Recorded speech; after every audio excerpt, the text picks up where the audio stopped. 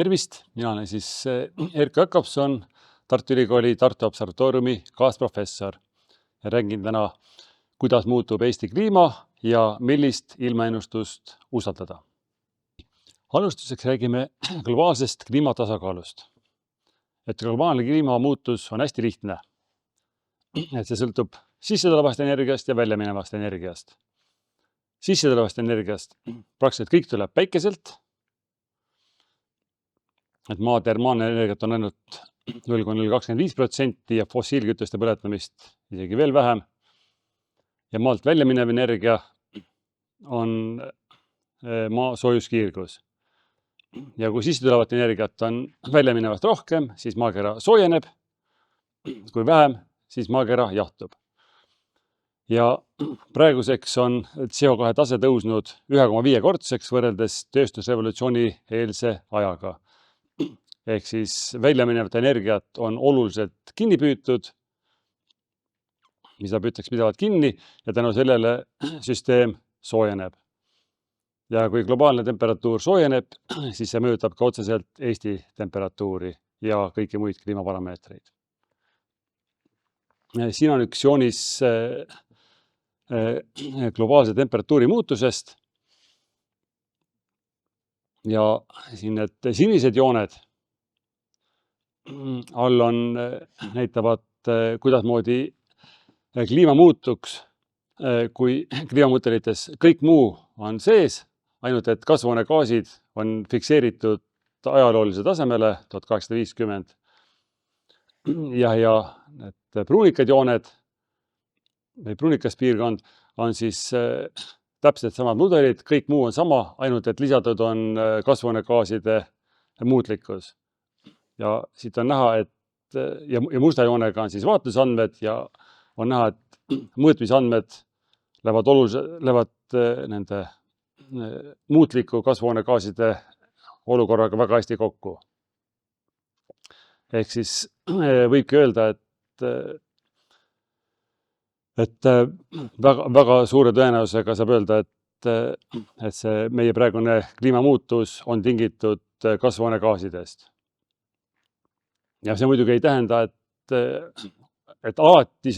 kõik kliimamuutused on tingitud kasvuhoonegaasidest, et ajalooliselt on olnud jääajad ja on ka tulemas jääaegu, aga need on tingitud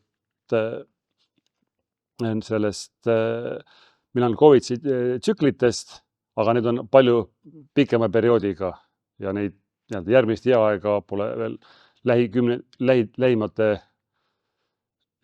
kümnete tuhandete aastate jooksul ette näha.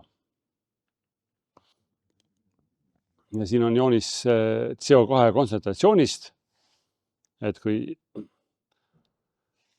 siin eelmisel kümnendil saavutas CO2 tase 2000 tase üle 400 ppm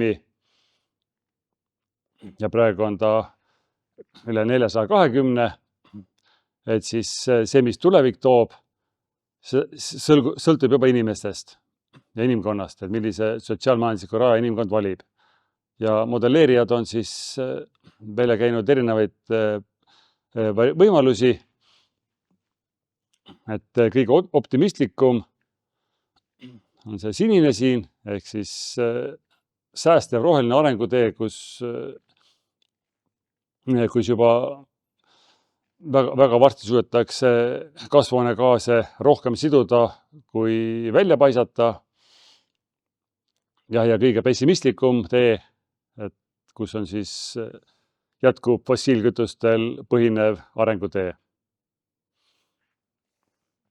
Aga milline neist tuleb, et see võib ajas ka muutuda. Ja sellepärast me ei saa anda ühte tulevikuprognoosi. Siin on toodud siis globaalsed kliimamudelid Eesti maismaa kohta ja keskmine temperatuur. Ja kui sinised jooned on ajaloolised mudelid, ajalooline periood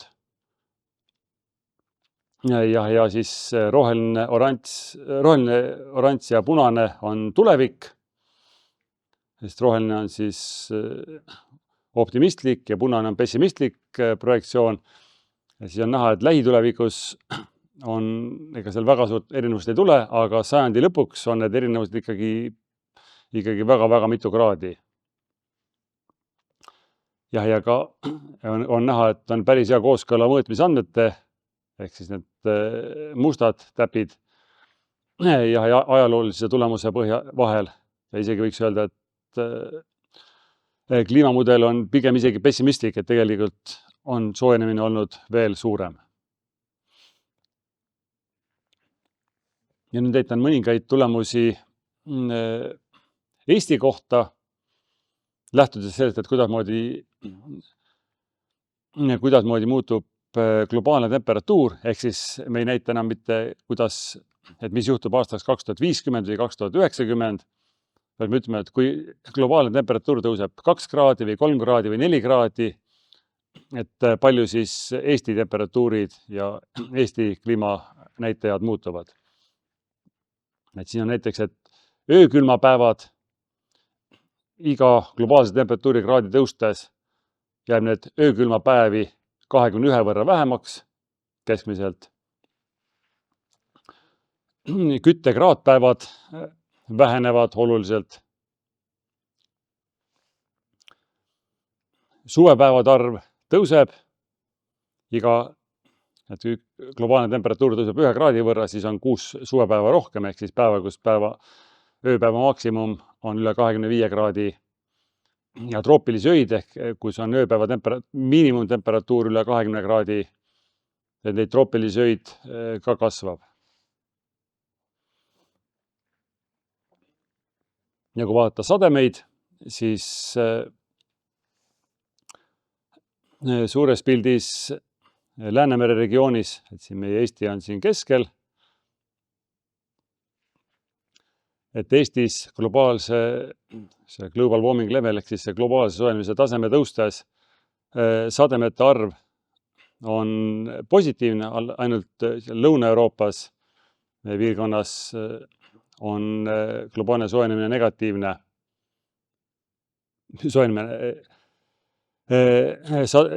Sademete hulk väheneb. Aga kui vaadata protsentides, et siin absoluutväärtuses keskmine rida ja alumine rida on siis protsentides, et tegelikult see vähenemine on üsna väike.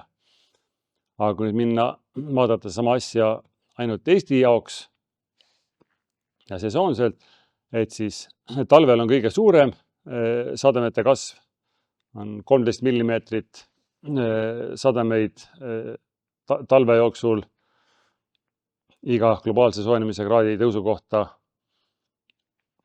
sügisel 9, kevadel 7 ja suvel ainult 1.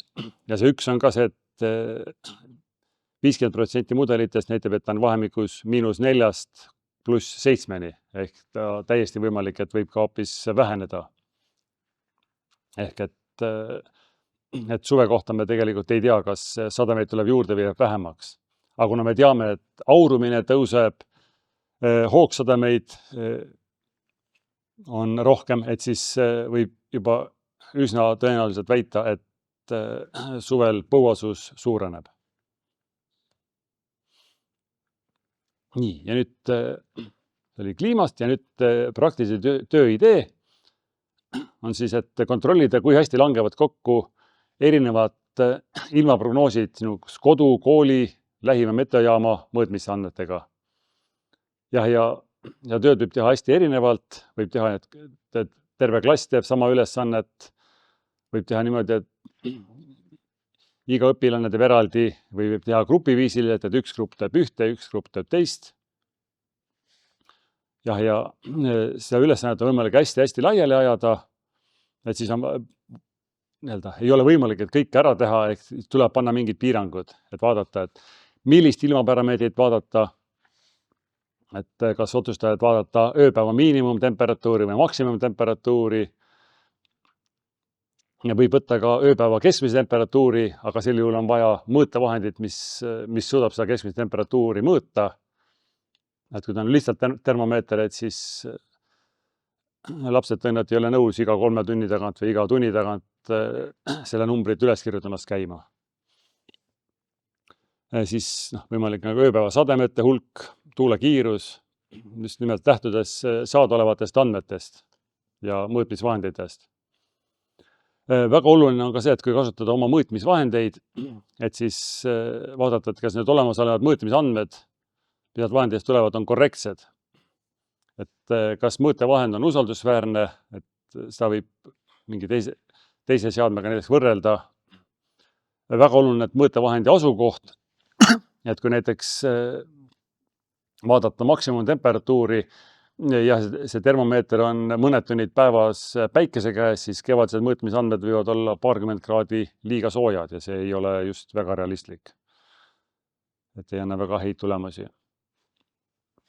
Nii, siis millega võrrelda, et siis milliseid ilmaprognoosi andmeid kasutusse võtta. Ma järgmisel slaidil näitan erinevaid, mida võib võtta, aga neid ilmamudeleid on hästi palju erinevaid tegelikult. Ja siis on millise ajaperioodi prognoose vaadata, et kui vaadata järgmist päeva, 3 päeva prognoosi, 6 päeva või 7 päeva prognoosi. Mõned ennustajad annavad ka 14 päeva prognoosi, aga neid võib ka vaadata, aga need tõenäoliselt väga hästi kokku enam ei lähe. Ja analüüsi tulemusena võiks selguda võrdlus lähima meteojaama normväärtusega. Et saab vaadata, et kui tõenäoliselt tuleb sealt välja, et need viimastel aastatel on püsivalt kogu aeg olnud temperatuurid oluliselt kõrgemad kui normväärtused olnud. Et seda saab ka võrrelda seal. Ja statistika osas teeme näite ka kohe, aga et väga raske on võrrelda, et kas mis on täpne, mis on ebatäpne, et siis on mõistlik teha mingi eraldi skaala. Et näiteks,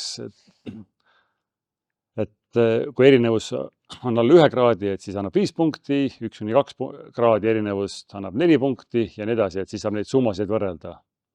Ja neid kriteeriumeid saab ka pärast ümber teha, et kui selgub, et see skaala ei ole väga realistlik.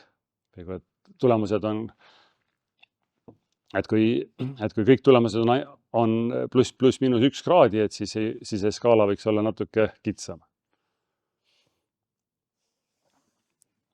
Siis ilmaprognooside võimalused on näiteks meie enda ilmateenistus, asukohapõhine prognoos, siis on Meteoblue, mida ma ise peamiselt jälgin, et sealt saab päris palju andmeid. Ja siis on Norra Meteoroloogia Instituudi andmed kättesaadavad. Ja selle uurimustöö käigus on võimalik õppida lisaks sellele, et teada saada ka hästi need mõõtmisandmed, et milline prognoos kõige täpsem on. Võiks ka selgeks saada, et mis vahet on ilmal ja kliimal, kuidas ilmaprognoosi usaldusväärsus sõltub prognoosi pikkusest, siis ka just nimelt märkama, et kuidas moodi need ilmaparameetrid ajaliselt muutuvad. Ja kui andmed on piisavalt, andmed alguses väga vähe, et siis märkama ka seda, et kuidas väiksemahulise uurimistöö tulemus võib sõltuda väga uurimisperioodi valikutest. Et kui võtta väga lühike periood, et siis võib selguda, et võib juhtuda, et 7 päeva prognoos on kõige täpsem, aga pikemaajaliselt see tõenäoliselt ei ole enam realistlik. Siin on siis Exceli fail, kuhu saab andmeid sisse kanda.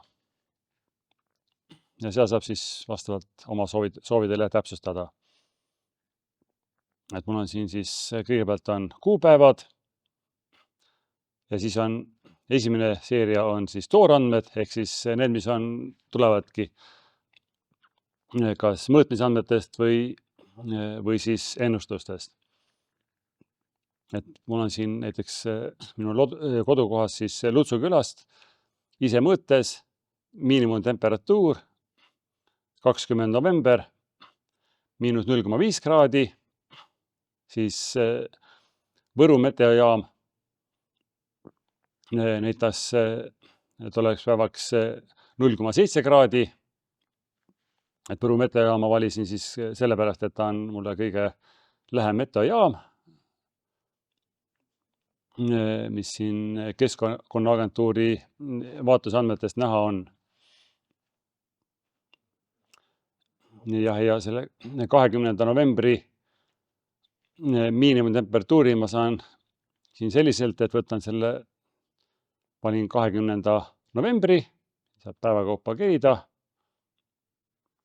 Ja siis võtan selle Võru jaama ja ma näen siin temperatuuri 0,9 kell 23.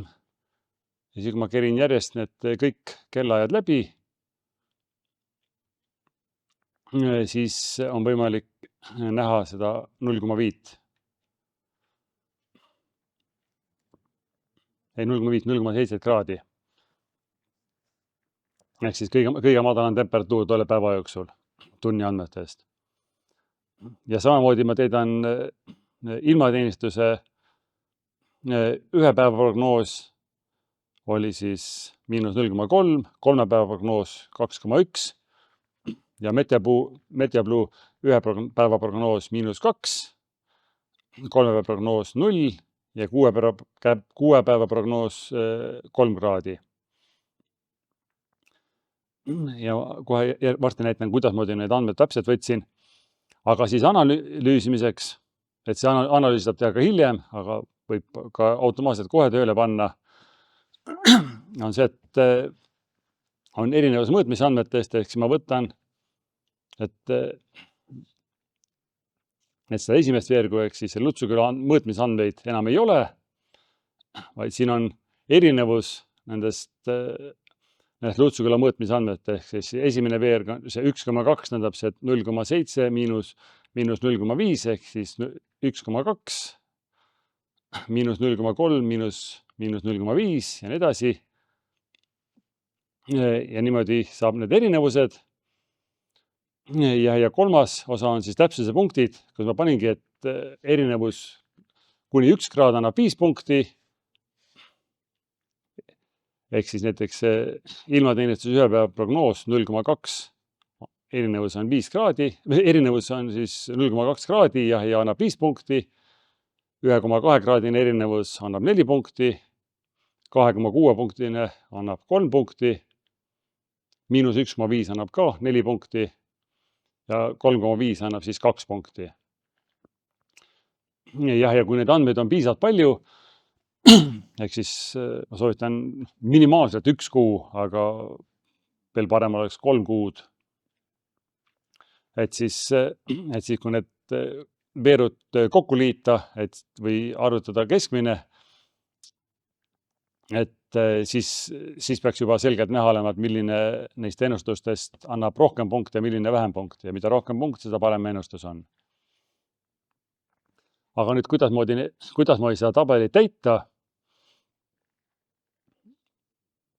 Et täna on 25. november ja ma saan homme ma saaks selle tänase päeva kohta selle miinimumtemperatuuri oma mõõtejaamast ja samamoodi ma saan Võru meteojaamast praegu vaadata eilse päeva andmeid ja varasemaid, aga tänast veel ei ole, sest tänane päev, kui õhtul läheb veel külmemaks, siis võib-olla see võib veel muutuda. Ja praegu ma saan ilmateenistuse ühe päeva prognoosi võtta. Aga see ühe päeva prognoos on siis homseks, ehk siis 26. Ja kui me läheme siia, siis on asukohapõhine ilmaprognoos. Ja asukohaks on siis Põlva vald Lutsuküla, et alati peaks olema sama asukoht, et muidu ei ole mõtet väga võrrelda väga erinevaid kohti. Ja kui me vaatame kolmapäev, ehk siis homme.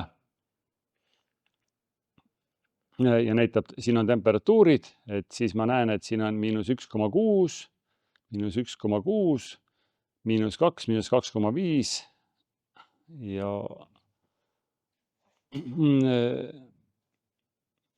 -4,1 on õhtul.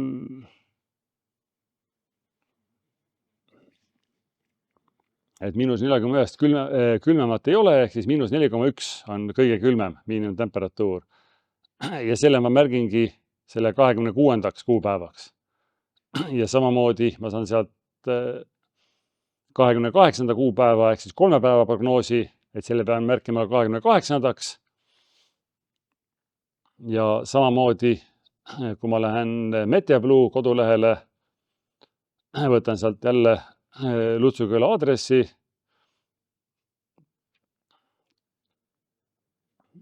ja siis vaatan järgmise päeva prognoosi. Et siis siit on võimalik ainult 1 kraadise resolutsiooniga näha, et maksimum on -1 ja miinimum -3. Ehk siis ma saan siia järgmise päeva prognoosiks panna -3.